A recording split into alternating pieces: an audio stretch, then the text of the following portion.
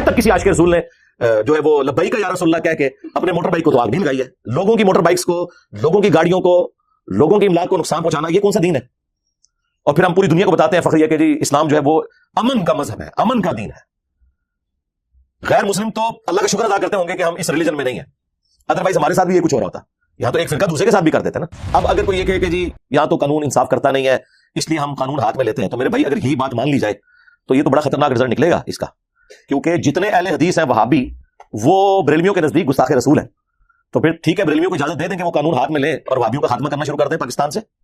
اسی طریقے سے جتنے بریلوی ہیں اور جو بندی ہیں اور شیعہ ہیں، وہ وہابیوں کے نزدیک مشرک ہیں، وہ کہتے ہیں یہ تو اللہ کے گستاخ ہیں. سورۃ الفرقان کی آیت نمبر 70 میں ہے، اگر کوئی شخص شرک سے بھی توبہ کر لے اللہ تعالیٰ اس کے گناہوں کو بھی نیکیوں سے بدل دے گا. اگر کسی سے انجانے میں کوئی ایسی ایکٹیویٹی پرفارم ہوتی ہے آپ اسے سمجھائیں، ورنہ آپ تو اس ملک کے اندر رہ رہے ہیں کہ جہاں کروڑوں لوگوں کا یہ عقیدہ ہے کہ آپ ان کے سامنے قرآن کی آیت پڑھیں نا، قل انما انا بشر مثلکم، اور اس کا ترجمہ کر کے بتا دیں کہ نبی تم فرما دو کہ انسان ہونے میں بھی تمہاری طرح ہوں، یعنی ایز اے اسپیشی، مرتبے کے طور پر نہیں، تو آپ گستاخ رسول سمجھیں گے. دیکھیں بخاری مسلم میں حدیث ہے کہ نبی الاسلام وصال کے روزے رکھتے تھے، یعنی بغیر افطار کیے اگلا روزہ رکھ لینا. صحابہ نے رکھا تو ان کی تو حالت غیر ہو گئی. نبی الاسلام جلال میں آپ نے فرمایا ایکم مثلی، تم میں سے کون ہے جو میری مثل ہو سکے؟ اب صحابہ کو پتا تھا قل انما انا بشر مثلکم، لیکن انہیں پتا تھا یہ اس حوالے سے آیت نہیں ہے. آپ نے فرمایا کہ میں تو رات کے وقت اپنے رب کے ہاں ہوتا ہوں، وہ مجھے کھلاتا بھی ہے پلاتا بھی ہے. میرا سٹیٹس تو بالکل ڈیفرنٹ ہے. رسول اللہ کو اللہ تعالیٰ نے وہ کوالٹیز دی ہیں جن کا کوئی لینا دینا نہیں باقی مخلوقات کے ساتھ. لیکن بہرحال آپ انسان ہیں اسپیشی کے طور پر. لیکن یہ ساری باتیں منوانے کے لیے آپ کو ایڑی چوٹی کا زور لگانا پڑتا ہے. آپ پہ گستاخی کا فتویٰ لگ جائے گا. اور یہ اس عفریت اور جن سے چھٹکارا مستقبل قریب میں تو مجھے نظر نہیں آتا. ہم نے ضرب عزب، رد الفساد اور یہ سارے کام کیے، اس کے باوجود کچھ عرصے میں اب دوبارہ سے یہ جن بوتل سے باہر آ گیا. ظاہر ہے کہ میرے بھائی جب آپ اپنے پولیٹیکل گینز کی خاطر وقت کی پولیٹیکل گورنمنٹ کو کمزور کرنے کے لیے دھرنے دلوائیں گے تو دھرنے تو دے دیں گے. وہ تو بیچارے اپنی کاز میں مخلص ہوں گے، آپ انہیں یوز کر رہے ہوں گے اور اپنا مقصد بھی ان سے پورا کر رہے ہوں گے. لیکن کل کو جب وہ واپس جائیں گے نا تو وہ آپ کے قابو سے بھی باہر نکل جائیں گے. یہی وجہ ہے کہ اس سے اگلی جب حکومت آئی اس کے اوپر بھی وہ دھرنے نازل ہو گئے. کراچی میں آپ دیکھ لیں ایک لسانی بنیاد پہ بنی ہوئی جماعت کتنا بڑا افریت بن گئی تھی. پھر ہماری ریاستی اداروں کی قربانیوں کے بعد وہ کسی حد تک جن قابو آیا. پھر بعد میں پھر عوام سے یہ کہنا کہ جی ہم لوگ قربانیاں دے رہے ہیں اسٹیٹ کے ادارے، تو قربانیاں اس لیے دے رہے ہیں کہ آپ کے بڑوں کا یہ خبیث پودا جو لگاتے تھے نا آپ لوگ، وہ آپ ہی کو کاٹنا ہے، یہ ہم نے نہیں لگایا ہوا پودا. جی ہاں، ضیاء الحق ڈکٹیٹر کے دور کے اندر سعودیہ اور ایران کی پراکسی وار ہمارے ملک میں جو آئی ہے، جس کی ہیٹ آج تک ہم محسوس کر رہے ہیں، ہمارے ٹوائلٹس کے اندر ایک دوسرے کو کافر کہنے کے نعرے لکھے گئے، تو یہ آپ کے بڑوں نے کیا تھا. اس کے بعد وہ آپ کے بڑا تھا جس نے امریکہ کی جنگ کو یہاں پہ جو ہے وہ نازل کر دیا، پرویز مشرف. ڈسیزن تو اس کا تھا نا. ہاں تکلیف ساری پاکستانی قوم کو کاٹنی پڑی، اور آج ہماری اکانومی کہاں پہ گری ہے. آج ہر مسلمان دوسرے مسلمان سے ڈرتا ہے ادھر. یہ واقعات رکنے کوئی نہیں. میں یہ آپ کو بتاؤں یہ معاملات اسی طریقے سے چلتے رہیں گے. پاکستان میں توہین مذہب کا الزام لگا کے لوگ اپنی ذاتی دشمنیاں بھی نبھا لیتے ہیں. ہمارے کئی اسٹوڈنٹس ہیں جو ریولٹ ہوئے نا، ان کو باقاعدہ انہی تنظیموں نے فون کر کے کہا ہے کہ اگر آپ لوگ واپس فرقے میں نہیں آئیں گے تھے پھر پتہ جنا سی الزام تھے، پھر لا لینے تو پتہ ہے خود کے جھوٹے الزامات. اور اگر سچا بھی ہو تب بھی جوڈیشری کا کام ہے. یہ کسی ریاستی ادارے کا کام نہیں ہے کہ حب الوطنی کے نام کے اوپر کسی کو غدار وطن کہتے ہوئے غائب کر دیا جائے. یہ کسی مذہبی تنظیم کا کام نہیں ہے کہ کسی کو توہین مذہب کا الزام لگا کے گستاخ رسول، گستاخ صحابہ، گستاخ اہل بیت کا فتویٰ لگا کے تو اس کے اوپر کوئی ایکٹیویٹی پرفارم کر دی جائے. ورنہ میں نے آپ کو بتایا کہ ہر فرقے والا دوسرے فرقے کو گستاخ سمجھتا ہے. لوگ تو کہہ رہے ہوں گے یہ سب ایسے جذباتی باتیں کر رہے ہیں، ٹرو پکچر جو ہے وہ پاکستان کی ایسی نہیں ہے، آپ اچھی پکچر پیش کریں. کیسے پیش کریں ہمیں نہیں پتا، ہم تو بھگت رہے ہیں. اگر کوئی کہتا ہے ایسا نہیں ہے تو سرکار میرا چیلنج ہے، آپ کسی وہابی کی مسجد، اہل حدیث کی مسجد میں لبیک یا رسول اللہ کا بینر لگا کے بتائیں، ٹائم قیامت تک کر کے دسو. اور کسی بریلوی کی مسجد میں یا اللہ مدد، صرف اور صرف یا اللہ مدد کا بینر لگا کے بتائیں، پھاڑ دیں گے. جو ایک دوسرے کے بینرز ایکسپٹ کرنے کے لیے تیار نہیں ہے، جس پہ نام انہی ہستیوں کے لکھے ہوئے ہیں جن کو وہ خود مانتے ہیں، تو دوسروں کو کہاں پہ وہ موقع دیں گے کسی غیر مسلم کو؟ چھوڑ دیں. یہ حالات بہت بگڑ چکے ہیں. اور بخاری مسلم میں یہاں تک حدیث ہے کہ اگر کوئی شخص کہیں کا حکمران ہے اور وہاں پہ وہ انصاف نہیں کرتا تو جنت کی خوشبو بھی نہیں پائے گا. استغفر اللہ. یہاں پہ لوگوں کو بڑا شوق ہے وزیر اعظم بننے کا، ہاں جی، آرمی چیف بننے کا، چیف جسٹس بننے کا، لیکن پتہ نہیں کس کے ساتھ چیزیں کیا جڑی ہوئی ہیں. جو جتنی بڑی پوسٹ پہ پہنچ گیا اس کی آخرت اتنی بڑی اسٹیک پہ لگ گئی. ہاں اگر انصاف کرے تو وہ بخاری مسلم میں حدیث ہے. نبی اسلام نے فرمایا کہ 7 لوگوں کو اللہ کے عرش کا سایہ نصیب ہوگا جس دن کوئی اور سایہ نہیں ہوگا قیامت کے دن. ان میں سے پہلا شخص عادل حکمران ہے. لیکن یہ بڑا مشکل کام ہے. ہمارے حکمرانوں کی حالت آپ کے سامنے ہے. آج بھی ہماری خبروں میں پولیٹیکل لیڈرز ایک دوسرے کے بارے میں بیان دے رہے ہوتے ہیں، ملک کی کسی کو کوئی فکر نہیں لگی ہوئی ہے، اپنا اپنا ایجنڈا سب نے سیٹ کیا ہوا ہے. اچھا میرے بھائیو، ایک اور کرنٹ ایشو جو کل ہی پیش آیا، تمام مین ٹی وی چینلز کے اوپر آپ نے دیکھا کہ اس حوالے سے خبر بھی لگی. جیو پہ بھی یہ نشر ہوئی, ARY کے اوپر بھی, دنیا کے اوپر بھی, بلکہ جو GNN نیوز ہے انہوں نے تو مجھے لائیو لیا تھا کل شام کو 7 سے 7:30 پروگرام, اس میں نے اس پہ ورڈکٹ اپنی دے دی تھی. لیکن چونکہ اس پلیٹ فارم سے ہم اس طرح کے ایشوز کو ڈسکس کرتے ہیں, نانکانہ صاحب کے اندر ایک چھوٹے سے قصبے کے اندر, وارٹن نام ہے اس کا, وہاں پر ایک شخص کو موب نے جو ہے وہ پولیس اسٹیشن سے چھڑوا کر خود ہی جج بنتے ہوئے اس پہ مقدمہ چلا کے اسے مارا, اور نہ صرف مارا بلکہ اسے بالکل ننگا کر کے روڈ کے اوپر گھسیٹتے ہوئے لے گئے. لاش کو بھی آگ لگا دینی تھی اس وقت, خیر پولیس نے کسی طریقے سے قابو پا لیا. ظاہر ہے وہ پولیس نے قابو ہی پانا تھا, اب تو کام کچھ بچا ہی نہیں تھا. اینڈ پہ یہ لوگ اس طریقے سے پہنچتے ہیں, اور اس کے اوپر الزام تھا توہین مذہب کا. اس چیز سے قطع نظر کہ اس نے کوئی توہین کی ہے یا نہیں, اصل چیز یہ ہے کہ یہ جو رویے ہیں اس قسم کے, ان کا اب کیا لینا دینا اسلام کے ساتھ. پوری دنیا تو اسلام کو اس حوالے سے ملائن کرے گی, سیدھی سی بات ہے. آپ کو پتا ہے سری لنکن ایک تھا یہاں پہ ملازم سیالکوٹ کے اندر, اس کے ساتھ جو کچھ ہوا اور بعد میں سزائے موت بھی ہوئی ان لوگوں کو جو اس میں انوالو تھے, کئی لوگوں کو قید بھی ہوئی, لیکن اس کا کوئی سبق نہیں سیکھا. کچھ عرصے بعد میاں چنو کے اندر بھی ایک واقعہ ہوا, وہ ایک پاگل شخص تھا جو قرآن کے اوراق کو آگ لگا رہا تھا, اسے قتل کر دیا گیا. بعد میں پتہ چلا کہ وہ تو پاگل تھا. اب مجھے بتائیں ایک پاگل شخص کے اوپر کون سی شریعت اپلائی ہوتی ہے؟ صحیح بخاری کے اندر یہ تعلیقاً روایت ہے, سنن ابن ماجہ میں پوری سند موجود ہے. سیدنا عمر نے اپنے دور کے اندر ایک پاگل شخص کے اوپر حد جاری کی تو حضرت علی نے کہا کہ اے امیر المومنین, اس شخص پہ آپ حد نہیں جاری کر سکتے, کیونکہ 3 لوگوں سے اللہ تعالیٰ نے قلم اٹھا لیا ہے شریعت کا. نمبر 1 جو مجنون ہے, نمبر 2 سویا ہوا شخص, اور نمبر 3 جو چھوٹا نابالغ بچہ ہے. تو حضرت عمر نے اپنا ڈیسیژن واپس لیا, اور یہ پوری حدیث سنن ابن ماجہ میں حضرت علی نے ہی رسول اللہ سے بھی روایت کی ہے صلی اللہ علیہ وآلہ وسلم. تو یہاں تو یعنی کچھ پتہ ہی نہیں چلتا. جوڈیشری کا نظام اس لیے ہوتا ہے تاکہ یہ پتہ چلے کہ کسی شخص نے اپنی ذاتی دشمنی نبھائی ہے اس بندے کو مارنے کے لیے, توہین مذہب کا سہارا لیا ہے, یا واقعتاً اس شخص نے کوئی ایسی توہین کی ہے. پھر ہر طرح کی توہین مذہب جو ہے وہ ایک طرح کا رزلٹ نہیں رکھتی کہ آپ نے اسے دنیا سے ہی ختم کر دینا ہے. کئی ایک جرائم ہے جن کے اوپر تعزیر ہے. اب یہ تو جوڈیشری کا, قاضی کا کام ہے. اب اگر کوئی یہ کہے کہ جی یہاں تو قانون انصاف کرتا نہیں ہے اس لیے ہم قانون ہاتھ میں لیتے ہیں, تو میرے بھائی اگر یہی بات مان لی جائے تو یہ تو بڑا خطرناک رزلٹ نکلے گا اس کا. کیونکہ جتنے اہل حدیث ہیں وہابی, وہ بریلویوں کے نزدیک گستاخ رسول ہیں. تو پھر ٹھیک ہے, بریلویوں کو اجازت دے دیں کہ وہ قانون ہاتھ میں لیں اور وہابیوں کا خاتمہ کرنا شروع کر دیں پاکستان سے. اسی طریقے سے جتنے بریلوی ہیں اور دیوبندی ہیں اور شیعہ ہیں, وہ وہابیوں کے نزدیک مشرک ہیں. وہ کہتے ہیں یہ تو اللہ کے گستاخ ہیں, ہم پر تو نبی الاسلام کی گستاخی کا الزام یہ لگا رہے ہیں, یہ تو اللہ کے گستاخ ہیں. وہ تو ان کو بھی ختم کر دیں گے, اس کا تو اینڈ ہی کوئی نہیں ہونا. اور اکثر آپ دیکھیں گے جاہل قسم کے لوگ جنہوں نے کبھی جمعے کی نماز بھی نہیں پڑھی ہوتی, کانوں میں ان کی بالیاں ہوتی ہیں, ہاتھوں میں انہوں نے کڑے پہنے ہوئے ہوتے ہیں, ان سے آپ کلمہ سنیں, نماز سنیں, انہیں نہیں, لیکن وہ سب سے آگے ڈنڈے اٹھا کے نا مارنے والوں میں اور گاڑیاں توڑنے والوں میں, بینک لوٹنے والوں میں وہ لوگ شامل ہوتے ہیں, اور نعرہ لگا رہے ہوتے ہیں لبیک یا رسول اللہ.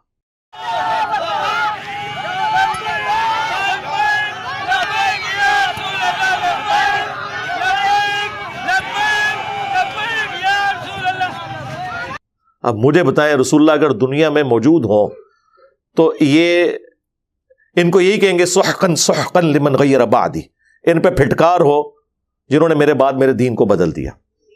آج تک کسی عاشق رسول نے جو ہے وہ لبیک یا رسول اللہ کہہ کے اپنے موٹر بائک کو تو آگ نہیں لگائی ہے. لوگوں کی موٹر بائکس کو, لوگوں کی گاڑیوں کو, لوگوں کی املاک کو نقصان پہنچانا, یہ کون سا دین ہے؟ اور پھر ہم پوری دنیا کو بتاتے ہیں فخر یہ کہ جی اسلام جو ہے وہ امن کا مذہب ہے, امن کا دین ہے. غیر مسلم تو اللہ کا شکر ادا کرتے ہوں گے کہ ہم اس ریلیجن میں نہیں ہیں، ادروائز ہمارے ساتھ بھی یہ کچھ ہو رہا ہوتا. یہاں تو ایک فرقہ دوسرے کے ساتھ بھی کر دیتا ہے نا. اب یہ جو شخص تھا وارث نامی، اس کے بارے میں پولیس کے بھی مختلف بیانات آ رہے ہیں. بہرحال جو ہمیں ایک لبے لباب پتہ چلا ہے وہ یہی ہے کہ اس پہ پہلے بھی کوئی توہین مذہب کا الزام تھا کہ اس نے قرآن پاک کے اوراق کو یوز کیا ہے کوئی جادو وغیرہ کرنے کے لیے، اور پھر یہ کچھ عرصہ جیل میں بھی کاٹ کے آیا، اس کے بعد پھر چھوٹ گیا. لیکن اب یہ نہیں پتا کہ وہ چھوٹا کس لیے. اس لیے چھوٹ گیا کہ وہ الزام ثابت نہیں ہوا، یا اس نے اپنے ڈیو سزا بھگت لی تھی، یہ کوئی تفصیلات نہیں پتا. اب بھی وہ کہہ رہے ہیں کہ اس نے قرآن پاک کے صفحات کے اندر وہ چھری داخل کی ہوئی تھی، اور اپنی کوئی وائف تھی اس کی جسے طلاق دی ہوئی تھی اس نے، یا کوئی ناراضگی تھی، اس سے صلح کی کوششیں کر رہا تھا، یا اس کے اوپر کوئی جادو کر رہا تھا، اور پھر وہ لوگوں نے دیکھ لیا. اب پتہ نہیں وہ گھر کے اندر کر رہا تھا یا گلی میں کر رہا تھا کہ لوگوں نے دیکھ لیا. اب کن لوگوں نے دیکھا وہ تو آپ کے سامنے ہیں، وہ نعرہ بازی اسی طریقے سے وہ کرتے نظر آ رہے ہیں، اور اس کی ہیٹ جو ہے وہ سب لوگ محسوس کر رہے ہیں. اور کسی کی جرت نہیں کہ آ کے بول جائے کہ یار یہ کون سا اسلام ہے کہ آپ خود قانون کو ہاتھ میں لے رہے ہیں. ہم کب کہتے ہیں کہ کسی کو توہین مذہب کے اوپر سزا نہیں ہونی چاہیے؟ ہم کہتے ہیں سزا ہو لیکن اسٹیبلش تو ہو، اور اس کے بعد جو اس کے گناہ یا جرم کی انٹینسٹی ہے اس کے مطابق ہو. یہ نہیں ہے کہ ہر شخص کو آپ مجھے بتائیں قرآن پاک کی اگر توہین بقول آپ کے ہو گئی ہے، اس کے اوپر یہ نعرہ لگانا کہ گستاخ رسول کی ایک ہی سزا سرطن سے جدا. اب قرآن پاک کی اگر توہین ہو گئی ہے، اس کا معاملہ گستاخی رسول کے ساتھ کیسے ہو گیا؟ وہ کہے گے جی اس لیے کہ قرآن تو نبی الاسلام پہ نازل ہوا ہے. تو سرکار اگر یہی آپ نے کورالری بنانی ہے تو پھر تو ہم یہ کہیں گے کہ رسول اللہ کی پوری امت جو ہے وہ بھی تو نبی الاسلام کے ساتھ نسبت رکھتی ہے. اور جامع ترمذی میں اور سنن ابن ماجہ میں حدیث موجود ہے کہ کعبہ تیری حرمت ہے، لیکن ایک مؤمن کی حرمت اللہ کے نزدیک کعبے سے بھی بڑھ کے ہے. لہٰذا آپ جو مسلمانوں کا بھی دل دکھاتے ہیں، انہیں تکلیف دیتے ہیں، تو پھر اس کے اگینسٹ آپ کے ساتھ بھی یہی کچھ کر دیا جائے.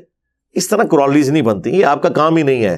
جاہل اور جڈ لوگوں کا کام نہیں ہے، جوڈیشری کا کام ہے کہ وہ شواہد کی بنیاد کے اوپر فیصلہ کرے کہ یہ بندہ گستاخ ہے یا نہیں ہے، اور یہ چیز بھی ڈٹرمن کرے کہ اس کا ذہنی توازن درست بھی ہے کہ نہیں.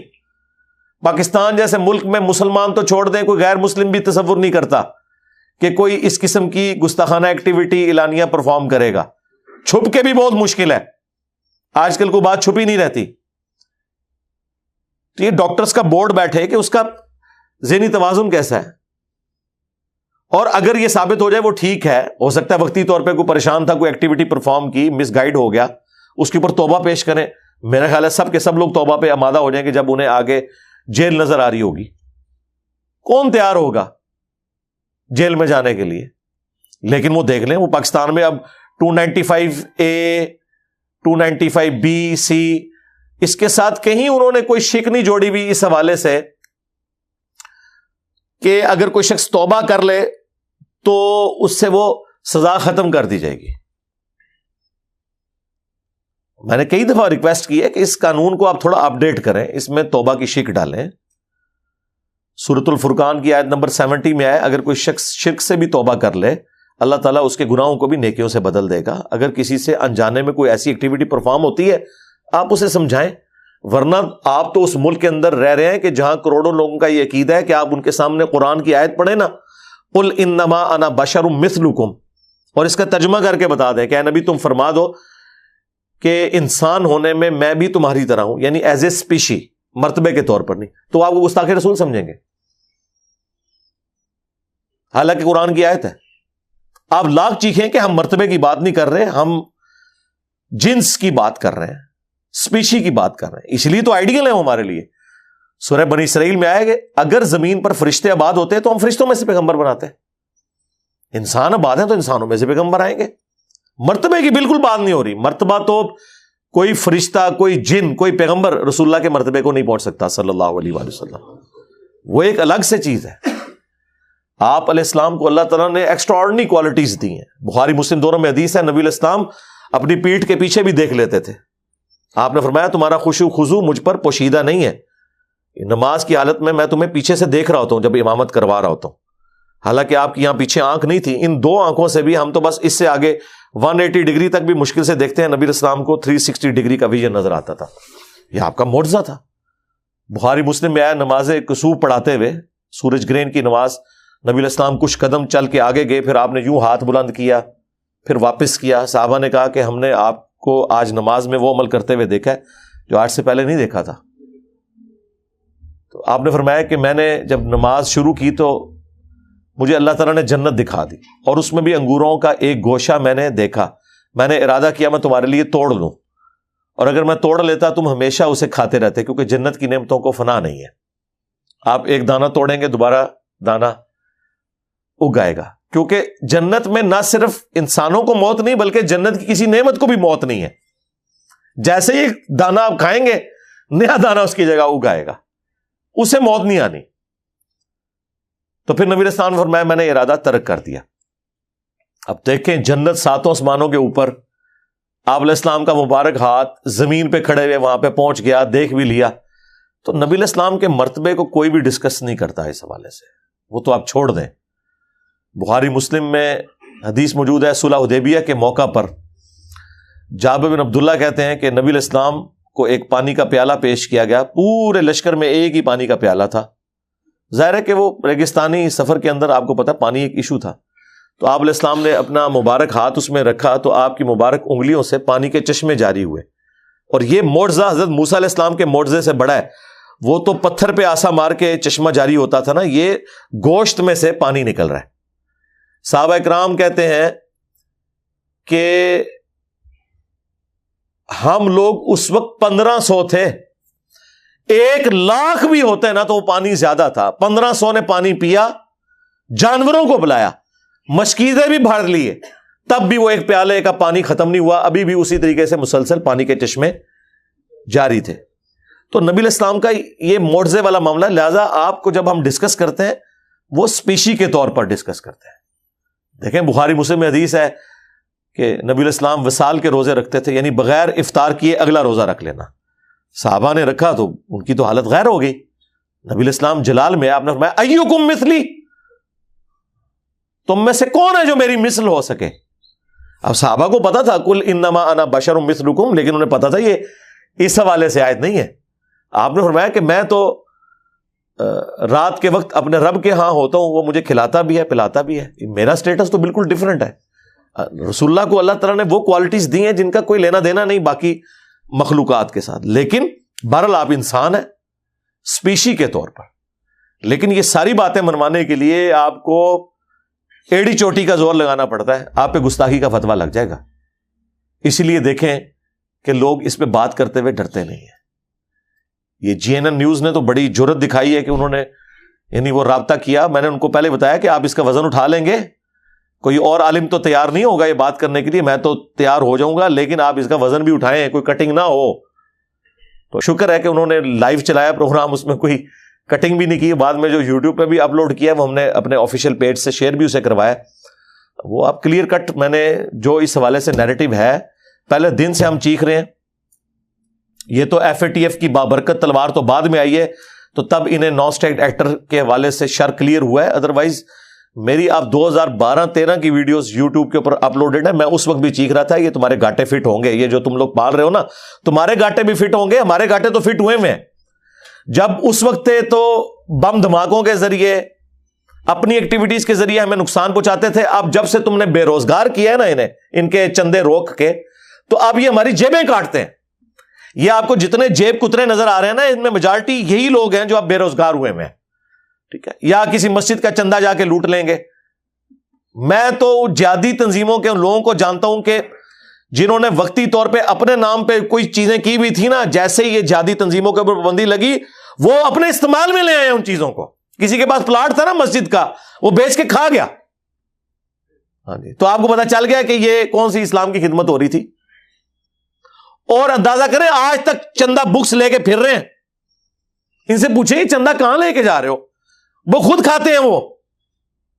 وہ کہتے ہیں ہم بے روزگار ہوئے ہیں، ہماری تنخواہ نہیں دینی. بھائی تنخواہ تو آپ کو دی تھی ایک کام کی، ہم تو اس کام کے ساتھ بھی ایگری نہیں کرتے تھے. وہ الگ سے میرا اس پہ کئی ایک ویڈیوز ریکارڈڈ ہے. بل وہ کام بھی چھوڑ دیے تو اب کس چیز کی تنخواہ یار؟ بغیر کام کیے تنخواہ. اندازہ کریں. تو یہ مصیبت ہمارے اوپر نازل ہوئی ہے, اور یہ اس عفریت اور جن سے چھٹکارا مستقبل قریب میں تو مجھے نظر نہیں آتا. ہم نے ضرب عصب, رد الفساد اور یہ سارے کام کیے, اس کے باوجود کچھ عرصے میں اب دوبارہ سے یہ جن بوتل سے باہر آ گیا.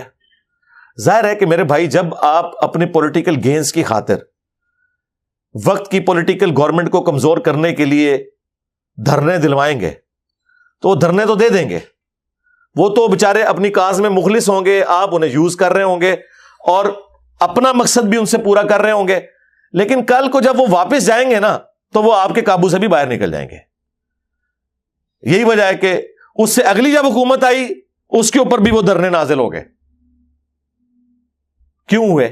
ظاہر ہے جب آپ کسی کو پالتے ہیں, ان کو سپورٹ کرتے ہیں, پھر وہ اس وقت بھی آ جاتے ہیں جب آپ نہیں چاہتے کہ اب نہ آئیں گے.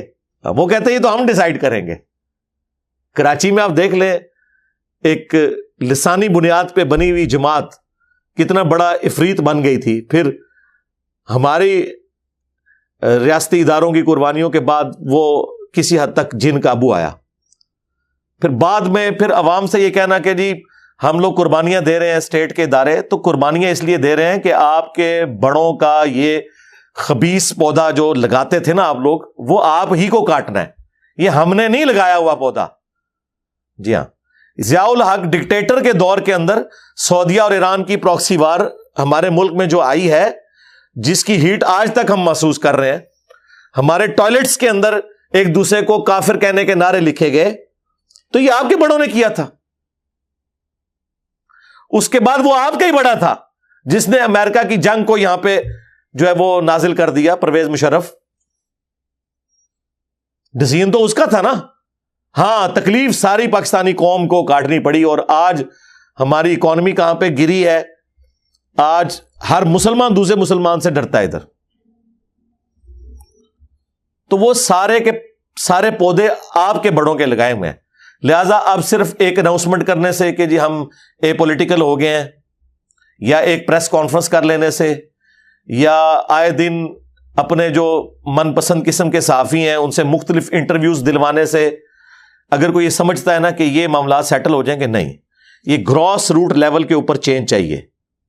اچھا, باقی لوگ تو رونا روتے ہیں نا, وہ کہتے ہیں جی سولوشن بتائیں, سارے رونے ہی روتے رہتے ہیں. جی ہم سولوشن بتا رہے ہیں. سولوشن یہ ہے کاؤنٹر نیریٹو لانچ کریں, اور یہ کاؤنٹر نیریٹو 1800 علماء کا وہ پیغام پاکستان لکھنا کوئی کافی نہیں ہے, اس سے کوئی فرق نہیں پڑنا.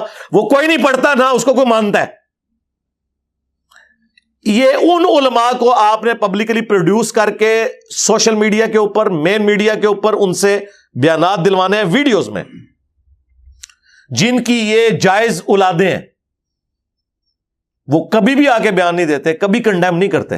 ان کے پاس ایک وہ شریف آدمی طارق جمیل رہ گیا, ایک وہ دوسرا شریف آدمی مفتی منیب الرحمان, تیسرا مفتی تقی عثمانی, اور ایک امین شہیدی. یہ کچھ 4-5 شرفاء انہوں نے ہر موقع پہ رکھے ہوئے ہیں, یہ آ کے بیان دیتے ہیں. سرکار ان کے بیانات کو کون مانتا ہے؟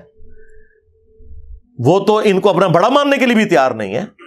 بھائی جنہوں نے یہ تنظیمیں بنائی ہیں, جو ان کے سربراہ ہیں, ان کو لانچ کریں, وہ آگے سامنے بیان دیں. جب تک وہ نہیں یہ کہیں گے تو یہ ایک ٹکٹ میں 2 مزے کرتے رہیں گے. یقین کریں کہ اوپر اوپر سے یہ لوگ باتیں کرتے ہیں, اندر خانے یہ لوگ جا کے مبارک باتیں دیتے ہیں. یہ سیالکوٹ انسیڈنٹ جو ہوا تھا نا, وہ جو سینکڑوں لوگ پکڑے ہوئے تھے نا, تو وہ تھانے کے اندر روزانہ انہوں نے محفل میلاد سجائی ہوتی تھی. وہاں کے وکیل مجھے بتا رہے تھے کہ وہ یار تھانے والے بھی پریشان ہیں کہ ہم کن لوگوں کو یار پکڑ کے لے آئے ہیں کہ ہم نہ گناہگار ہو رہے ہوں. پورا دن تلاوت اور نعتوں کی آواز آتی رہتی ہے. یہ حالت ہے. جس طرح میں کہتا ہوں کہ یہاں پہ داڑھی اور پگڑی کے پیچھے BMW اور پرائڈو چھپ جاتی ہے. لوگ کہتے ہیں کہ جناب دیکھیں یہ کتنے سادہ سے ہیں, ماشاءاللہ ان کی وہ داڑھی دیکھیں, کپڑے بھی سادہ سے پہنے میں, وہ گاڑی نہیں نظر آتی اتنی مہنگی, وہ پیچھے چھپ جاتی ہے سادگی کے پیچھے. اور یہ لوگ اس طریقے سے ایکٹیویٹیز پرفارم کر کے وہ ان کو مبارک باتیں دینے بھی جاتے ہیں. لوگ ان کے گھروں کو بھی جا کے گھر والوں کو بھی تسلیاں دیتے ہیں, جی خیر ہے. تو ظاہر ہے پھر اس قسم کے واقعات تو ہوتے رہیں گے. لوگ قانون ہاتھ میں لیں گے. جو پسا ہوا طبقہ ہے, جو دنیا میں بھی ناکام ہے, تو وہ کہتا ہے چلو مرنے سے پہلے کسی کو جنت میں پہنچا کے میں تو اپنی جنت پکی کروں نا. زندگی کوئی نیکی کا کام نہیں کیتا. یقین کریں ہماری لائف سٹوری میں ایک بھائی پنڈی سے آئے, وہ کہتے ہیں کہ مجھے میرے والد صاحب اپنے پیر صاحب کے پاس لے گئے جن کا میں بھی مرید تھا. تو میں نے بڑے احترام کے دائرے میں ان سے کہا کہ یہ جو ہم نماز پڑھتے ہیں یہ کہاں لکھی ہوئی ہے, کیونکہ میں نے تو بخاری مسلم میں جو نماز کا طریقہ پڑھا ہے وہ تو رکوع میں جاتے وقت اور رکوع سے اٹھتے وقت رفع الیدین کے ساتھ ہے, جبکہ ہمارے علماء نے تو ہمیں یہ سکھایا ہے کہ بغلوں میں بت رکھ کے آتے تھے. اندازہ کریں اس کمیونٹی میں جہاں سیدنا علی, سیدنا حمزہ, سیدنا عمر جیسے اللہ کے شعر موجود ہیں, جی منافقین بت رکھ کے آتے تھے. کہانی دیکھو کتنی بڑی کڑی ہے انہوں نے. تو یہ کہاں پہ لکھا ہوا ہے؟ اور کہتے ہیں کہ میں نے بڑے احترام سے دھیمی آواز میں بات کی. اور سرکار یہ تو ہمیں ویسے مشورے دیتے ہیں نا کہ جی آپ دھیمی آواز میں بات کریں, دھیمی یا اونچی آواز سے آپ بات کریں, جب آپ ان کی دم پہ پاؤں رکھیں گے تو ان کی چیخیں آسمانوں کو جاتی ہیں. یہ نیچرل ہے. تسی کر کے ویکھ لو, اسی تے کر کے دنیا چینج لیا کے دس دیتی ہے. تسی ذرا دھیمی آواز نہ لے کے آؤ. مڑ مڑ کرنا دنیا چینج نہیں آئی, چینج آئی ساڈی وجہ نہ. میرے نبی سا ہے ہی کوئی نہیں, تیرے بابے تھے شے ہی کوئی نہیں. دیکھو نا یہ چینج اسی سے آئی ہے. لوگ سیریس لیتے ہیں یار کوئی گل کر رہا ہے. تو وہ کہتے ہیں میں نے بڑے احترام سے بات کی تو 3-4 مرید کھڑے ہو گئے. انہوں نے کہا اسی عورتیں کوئی نیکی دا کام نہیں کیتا پر تنو مار کے اسی جنت ٹوٹ جانا ہے. سامنے کہہ رہے ہیں کہ ہم نے عورتوں کوئی نیکی کا کام نہیں کیا لیکن تجھے مار کے. وہ کہتے ہیں یار میں حیران ہو گیا کہ میں نے نہ ان کے ساتھ کوئی بدتمیزی کی, میں نے تو کوشچن کی ہے. تو لیکن سرکار کوشچن ہی تو ان کے لیے گالی ہے, ان کی موت ہے. ہم نے تو آج تک نہیں کیا کہ یہ آپ نے پرچی لکھ کے کیوں بھیجی ہے.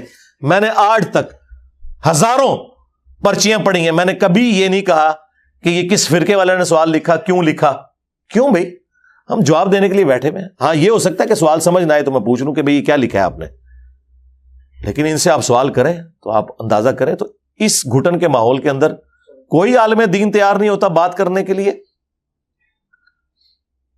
کوئی مذہبی پیشوا جو واقعی انہیں لیڈ کر رہا ہے وہ تیار نہیں ہوتا, کیونکہ اسے خطرہ ہے کہ مجھے بھی یہ شہید کر کے جنت کما لیں گے. دیکھ لیں. تو یہ میں بیسیکلی سمجھتا ہوں اسٹیٹ کا فیلئر ہے. اسٹیٹ سے مراد وہ تمام ریاستی ادارے جن کی غلط پالیسیز کی ہیٹ پوری یہ قوم 22 کروڑ 23 کروڑ کی بھگت رہی ہے, اور پتہ نہیں کتنا عرصہ ہم نے اور بھگتنا ہے. ہاں جب کبھی ایک واقعہ ہوتا ہے تو اچانک آپ کو عدلیہ بھی حرکت میں نظر آئے گی اور کیسز بن جائیں گے, FIR درج ہو جائے گی. الٹیمیٹلی کبھی میڈیا میں وہ ٹاپک ڈسکس ہی نہیں ہوتا. اور بھائی اس طرح کے ٹاپکس بار بار میڈیا میں ڈسکس ہونے چاہیے. ہونا چاہیے کہ اب یہ جو واقعات اس طرح کے وقتاً فوقتاً نکلتے ہیں, اس کے بغیر بھی جو پرانے واقعات تھے اس کی پروسیڈنگ بتائیں عوام کو کہ کیا نکلا اس میں سے. ایک دفعہ نہیں بار بار بتائیں کہ اتنے لوگ جیل میں, اور جیل میں جا کے کیمرے میں دکھائیں کہ وہ جو ذلت کاٹ رہے ہیں نا ان کے انٹرویوز دکھائیں کہ انہیں پتا چلے کہ یہ انجام ہوتا ہے اس کا. قیدیوں کے صرف انٹرویوز آ جائے نا, میں کہتا ہوں دنیا سے کرائم ختم ہو جائے. 24 گھنٹے ایک جیل میں ایک کمرے کے اندر کاٹنا جس میں مشکل سے آپ ٹانگیں سیدھی کر سکے, ایک چھوٹے سے کمرے کے اندر 15-20 بندے آپ کے ساتھ ہوں اور ٹوائلٹ بھی الگ سے نہ ہو, ایک کونے میں سیٹ لگی ہوئی ہو اور اس میں کوئی پردہ بھی ایسا نہیں ہوتا, 1 یا 1.5 فٹ کی چھوٹی سی دیوار ہوتی ہے, باقی سب کچھ نظر آ رہا ہوتا ہے, اور جو مچھروں کی اماجگاہ وہ بنی ہوتی ہے, اور جو کھانا وہاں پہ آتا ہے, توبہ توبہ توبہ آپ سوچ بھی نہیں سکتے. وہ آپ کبھی وہاں پہ جا کے فزیکلی دیکھیں تو آپ کو اندازہ ہو جائے کہ ایک دن رات کاٹنا. اور پھر آج کے دور میں جب آپ انٹرنیٹ کے بغیر آپ کی سانس نہیں صحیح طریقے سے بحال ہوتی تو وہ کچھ تو وہاں پہ نہیں ہوگا. اس لیے دیکھ رہے ہیں نا آپ جو کل تک دھمکیاں لگاتے تھے, جو بھی نکلتا ہے جیل سے کیسے رو رہا ہے. ایک تو ہمارے جیلم کے ہیں جن کو ہم بڑا فخریہ سمجھتے تھے, بڑے دلیر ہیں. میں اکثر کہتا تھا یار یہ بندہ نظریاتی کہاں سے ہو گیا ہے, یہ کہاں ڈیموکریٹک ویلیوز کی بات کر رہے ہیں. ہمیشہ یہ لوگ ڈکٹیٹرز کی گود میں بیٹھتے ہیں, آج انہیں ڈیموکریسی اور ٹرو ڈیموکریٹک ویلیوز یاد آ گئی ہیں کہ بیٹھے بٹھائے ان کے اوپر کس طریقے سے کوئی اثرات ہو گئے ہیں. تو وہ آپ کو نظر آ گیا, روتے ہوئے نکلتے ہیں. 2-3 دن نہیں یہ لوگ کاٹ سکتے. اور آپ دیکھ لیں ان کی حالت کیا ہوئی ہے. اور اندر جو حالت ہے وہ چھوڑ دیں, وہ اندر والوں سے آپ پوچھیں کہ وہاں یہ کتنا پیٹ سے آپا ڈال کے بیٹھے ہوئے ہوتے ہیں, باہر نکل کے جو مرضی بات کریں, لیکن وہ آپ کے سامنے ہے. تو یہ باتیں ہم جس وقت کرتے تھے اس وقت تو اسٹیٹ کی پالیسی یہ نہیں تھی. اسٹیٹ کی پالیسی تو 2015 میں جب پہلی دفعہ ڈی جی ISPR نے آ کے تو پبلکلی نان اسٹیٹ ایکٹرز کے خلاف بولنا شروع کیا, اور پھر آہستہ آہستہ اس وقت بھی خیر ڈبل گیم ہی یہ چل رہی تھی ان کی. اصل میں مسئلہ اس وقت خراب ہوا جب یہ ڈان لیگز اور FATF والا ایشو آیا, تو پھر انہیں پتا چلا کہ نہیں بھائی یہ دو نمبری آج کے دور میں نہیں چل سکتی. تو پھر یہ اب بالکل جنہوں کا نا ٹڈو, اب یہ سمجھتے ہیں کہ ایسا نہیں ہونا چاہیے, لیکن the damage has been done. وہ بگاڑ اس بڑے لیول کا ہو چکا ہوا ہے کہ وہ آپ تو بسترے کو چھوڑنا چاہ رہے ہیں, بستر نہیں چھوڑ رہا تھا, ٹھیک ہے, وہ چھوڑنے سے تیار نہیں ہے. تو اس کے لیے طریقہ یہی ہے کہ جو کچھ بھی ہے ان کے جو بڑے سرغنہ ہیں ان کو پکڑیں, ان سے بیانات دلوائیں, اور گراس روٹ لیول کے اوپر یہ معاملات کو درست کریں. ہمارے اسٹیٹ کے اداروں میں بھی ایسے لوگ بیٹھے ہوئے ہیں جو انہی فرقوں سے بلانگ کرتے ہیں, انہی جماعتوں کے وہ اراکین ہیں, اور وہ خود انجوائے کر رہے ہوتے ہیں. اب ان کی بیوقوفی کا حال دیکھیں کہ ایک بندہ تم نے پکڑا ہے اور اسی جگہ پہ اس کو تم بند کر رہے ہو, اور تمہیں پتا ہے کہ مساجد سے اعلان ہو رہے ہیں, تو ظاہر ہے کہ موب تو گھس جائے گا ادھر. اور دیکھیں وہ کس طرح, وہ قلعے جتنی اونچی وہ دیوار ہے اس تھانے کی, جس کے اوپر سیڑھی لگا کے چلے ہیں, جس طرح انہوں نے پتہ نہیں کوئی گوالیار کا قلعہ فتح کر لیا ہے.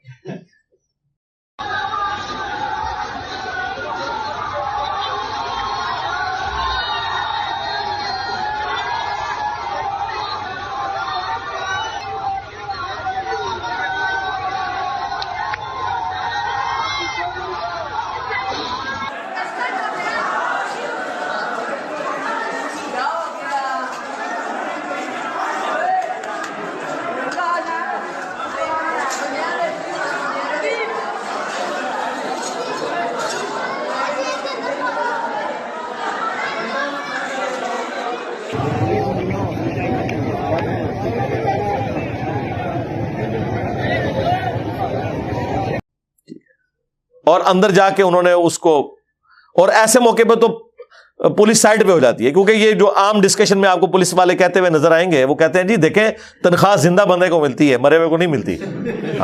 ہاں تو چپ کر کے سائڈ پہ ہو جاؤ.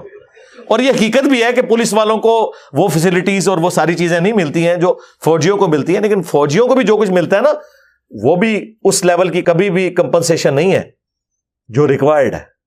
ظاہر ہے وہ تو نہیں ہو سکتی. تو اس لیے پولیس والے تو سب سے پہلے ادھر ادھر ہوتے ہیں اپنی جان بچانے کے لیے. تو یہاں پہ لوگ آ کے بات کر رہے ہیں آپ نے کچھ نہیں کیا. جی جناب, یہ جو آپ کہہ رہے ہیں نا آپ نے کچھ نہیں کیا, آپ بھی ہوتے تھے کچھ نہیں سی ہونا. جب پورا گاؤں اکٹھا ہو کے آ جائے تو تھانے والے کیا کریں گے؟ ہونا یہ چاہیے تھا جب انہوں نے بندہ وہ پکڑا تھا زندہ حالت میں, تو اس کو وہاں نہ رکھتے, کہیں اور لے جاتے. یہ ان کی ٹریننگ کا حصہ ہونا چاہیے. لیکن انہیں ہر واقعے کے بعد یہ لوگ آ کے اعلانات کرتے ہیں, معطل کر دیتے ہیں اپنے آفیسرز کو, الٹیمیٹلی پھر وہی رزلٹ نکلتا ہے اور پھر واقعہ ریپیٹ ہو جاتا ہے. یہ واقعات رکنے کوئی نہیں. میں یہ آپ کو بتاؤں یہ معاملات اسی طریقے سے چلتے رہیں گے. پاکستان میں توہین مذہب کا الزام لگا کے لوگ اپنی ذاتی دشمنیاں بھی نبھا لیتے ہیں. ہمارے کئی اسٹوڈنٹس ہیں جو ریورٹ ہوئے نا, ان کو باقاعدہ انہی تنظیموں نے فون کر کے کہا ہے کہ اگر آپ لوگ واپس فرقے میں نہیں آئیں گے تھے پھر پتہ جنا سی الزام تھے, پھر لا لینے تو انہوں پتہ ہے, خود کہہ کے جھوٹے الزامات. اور اگر سچا بھی ہو تب بھی جوڈیشری کا کام ہے. یہ کسی ریاستی ادارے کا کام نہیں ہے کہ حب الوطنی کے نام کے اوپر کسی کو غدار وطن کہتے ہوئے غائب کر دیا جائے. یہ کسی مذہبی تنظیم کا کام نہیں ہے کہ کسی کو توہین مذہب کا الزام لگا کے گستاخ رسول, گستاخ صحابہ, گستاخ اہل بیت کا فتویٰ لگا کے تو اس کے اوپر کوئی ایکٹیویٹی پرفارم کر دی جائے. ورنہ میں نے آپ کو بتایا کہ ہر فرقے والا دوسرے فرقے کو گستاخ سمجھتا ہے. اگر آپ نے چیک کرنا ہے, لوگ تو کہہ رہے ہوں گے انجینئر صاحب ایسے جذباتی باتیں کر رہے ہیں, ٹرو پکچر جو ہے وہ پاکستان کی ایسی نہیں ہے, آپ اچھی پکچر پیش کریں. کیسے پیش کریں ہمیں نہیں پتا, ہم تو بھگت رہے ہیں. اگر کوئی کہتا ہے ایسا نہیں ہے تو سرکار میرا چیلنج ہے, آپ کسی وہابی کی مسجد, اہل حدیث کی مسجد میں لبیک یا رسول اللہ کا بینر لگا کے بتائیں, ٹائم قیامت تک کر کے دسو. اور کسی بریلوی کی مسجد میں یا اللہ مدد, صرف اور صرف یا اللہ مدد کا بینر لگا کے بتائیں, پھاڑ دیں گے. جو ایک دوسرے کے بینرز ایکسپٹ کرنے کے لیے تیار نہیں ہے جس پہ نام انہی ہستیوں کے لکھے ہوئے ہیں جن کو وہ خود مانتے ہیں، تو دوسروں کو کہاں پہ وہ موقع دیں گے کسی غیر مسلم کو؟ چھوڑ دیں. یہ حالات بہت بگڑ چکے ہیں اور ہر دفعہ ہم رونا رو کے اٹھ جاتے ہیں لیکن پھر وہ واقعہ ریپیٹ ہو جاتا ہے. تو یہ سزائیں ان کی ہونی چاہیے. اور اسلام کی روح سے اگر آپ ایکسٹرا جوڈیشل ایکٹیویٹی پرفارم کرتے ہیں، خواہ آپ مجرم کو بھی ماریں، تب بھی آپ کے اوپر جو قانون لاگو ہونا ہی ہونا ہے. ہاں، چاہے وہ مرنے والا مجرم تھا یا نہیں تھا، چونکہ آپ نے قانون ہاتھ میں لیا لہذا آپ کے ساتھ ہونا چاہیے. وہ سن لیں کیا ہونا چاہیے. میں تو یہ کہتا ہوں کہ جو کچھ یہ سری لنکن کے ساتھ انہوں نے کیا تھا وہ تو اسٹیبلش ہو گیا تھا نا کہ وہ بے گناہ تھا، تو ہونا ہی چاہیے تھا. جو لوگ پکڑے ہیں نا، تو سورۃ المائدہ میں اللہ تعالیٰ نے فرمایا کہ نفس کے بدلے نفس، ہاں، آنکھ کے بدلے آنکھ، ناک کے بدلے ناک، کان کے بدلے کان، اور ہر زخم کے بدلے اس کے لیول کا زخم. یہ بدلہ ہے. جو کچھ انہوں نے اس سری لنکن کے ساتھ کیا تھا یا میاں چنو میں اس پاگل شخص کے ساتھ کیا تھا، وہ کچھ ان کے ساتھ ہونا چاہیے تھا. پھر بدلہ اترنا تھا، پھر ڈیٹرنس ہونی تھی. لوگ تو کہتے ہیں اسلامی سزائیں بڑی سخت ہیں. اسلامی سزائیں سخت نہیں ہیں، یہ ڈیٹرنس کے لیے کہ سزا ایک کو ہو، عبرت ساروں کے لیے بن جائے. آپ دیکھیں یہ طالبان نے کچھ عرصہ پہلے کچھ لوگوں کو لٹکایا ہے اور ان کی لاشوں کو انہوں نے پھر پورے شہر میں گھمایا ہے ایسے لٹکی ہوئی حالت میں. تو اس کے بعد کوئی اس قسم کی ایکٹیویٹی غلط کسی مرد یا عورت کے ساتھ کوئی سیکچول ایکٹیویٹی پرفارم کرنے کی سوچے گا؟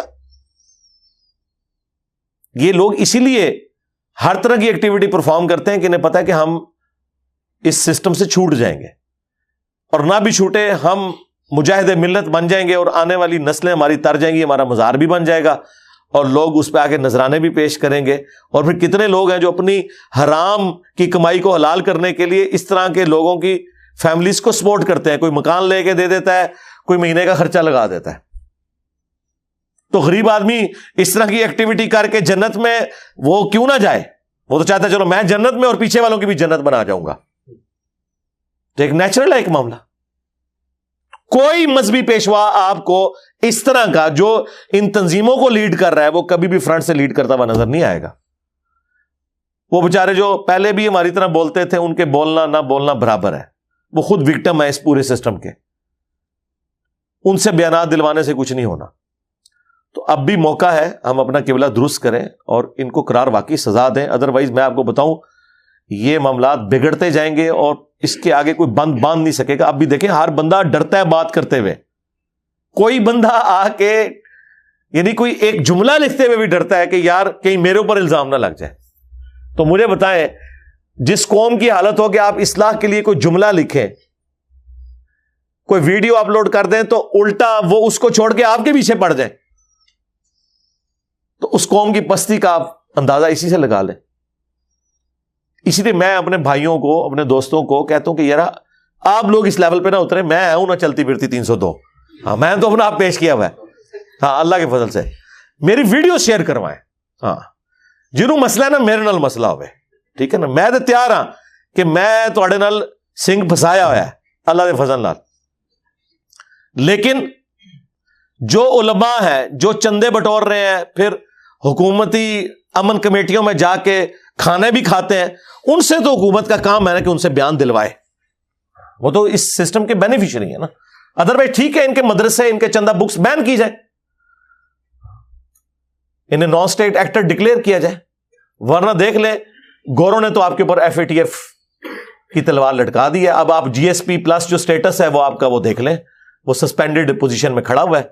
اور یہاں کہتے ہیں نہیں کوئی فرق نہیں پہنتا جی، اگر آپ سے قرضہ مانگیں گے تو کوئی مسئلہ نہیں، انہوں کو آیا جے گوری. یہ لیول ہے ان لوگوں کا. ابھی تنخواہوں کے لالے پڑے ہوئے ہیں. لوگ کہتے ہیں تنخواہیں نہ ملی. جی آج سرکاری ملازمین کی تنخواہیں بند ہو جائے نا، فوج کی اور باقی اداروں کی، تو جب ان کے پاس تنخواہ نہیں ہوگی مارکیٹ میں آ کے کون سیل پرچیز کا کام کرے گا؟ یہ مارکیٹ میں جو کاروباری لوگ ہیں ان کا کاروبار بھی ختم ہو جائے گا. ایک پورے کا پورا ایک سرکل جڑا ہوا ہے نا اس کے ساتھ. اس لیے ان معاملات کو سیریس لیں. دنیا میں کوئی بھی ہماری کسی بات پہ یقین کرنے کے لیے تیار نہیں ہے، صرف ہمارے غلط رویوں کی وجہ سے. یہ اپنی اصلاح کرنی ہے، اور یہ میں پیغام ان تمام اپنے بڑوں کو دیتا ہوں کہ جنہیں بڑا بننے کا شوق ہے لیکن انہیں پتہ نہیں ہے کہ اس کی اکاؤنٹیبلٹی ہونی ہے۔ بخاری مسلم دونوں میں حدیث ہے، تم میں سے ہر شخص نگہبان ہے اور اس سے اس کی رعیت کے بارے میں پوچھا جائے گا۔ اور پھر نبی اسلام نے ایلبریٹ کیا اسی حدیث میں، ایک حاکم سے رعایا کے بارے میں پوچھا جائے گا، ایک مرد سے اس کے بیوی بچوں کے بارے میں پوچھا جائے گا، ایک بیوی سے اس کے مرد کی اولاد اور مال کے بارے میں پوچھا جائے گا۔ اور بخاری مسلم میں یہاں تک حدیث ہے کہ اگر کوئی شخص کہیں کا حکمران ہے اور وہاں پہ وہ انصاف نہیں کرتا تو جنت کی خوشبو بھی نہیں پائے گا۔ استغفر اللہ۔ یہاں پہ لوگوں کو بڑا شوق ہے وزیر اعظم بننے کا، ہاں جی، آرمی چیف بننے کا، چیف جسٹس بننے کا، لیکن پتہ نہیں کہ اس کے ساتھ چیزیں کیا جڑی ہوئی ہیں۔ جو جتنی بڑی پوسٹ پہ پہنچ گیا اس کی آخرت اتنی بڑی سٹیک پہ لگ گئی۔ ہاں اگر انصاف کرے تو وہ بخاری مسلم میں حدیث ہے، نبی اسلام نے فرمایا کہ 7 لوگوں کو اللہ کے عرش کا سایہ نصیب ہوگا جس دن کوئی اور سایہ نہیں ہوگا قیامت کے دن، ان میں سے پہلا شخص عادل حکمران ہے۔ لیکن یہ بڑا مشکل کام ہے۔ ہمارے حکمرانوں کی حالت آپ کے سامنے ہے۔ آج بھی ہماری خبروں میں پولیٹیکل لیڈرز ایک دوسرے کے بارے میں بیان دے رہے ہوتے ہیں، ملک کی کسی کو کوئی فکر نہیں لگی ہوئی ہے، اپنا اپنا ایجنڈا سب نے سیٹ کیا ہوا ہے۔ تو ہم دعائی کر سکتے ہیں اللہ تعالیٰ اس ملک کے حال کے اوپر رحم فرمائے، پورے عالم اسلام پر رحم فرمائے، اندرونی اور بیرونی خطرات سے محفوظ فرمائے۔ صلو علی محمد و آل محمد، اللہم صلی علی محمد وعلی آل محمد واصحاب محمد وازواج محمد اجمعین الی یوم الدین، آمین۔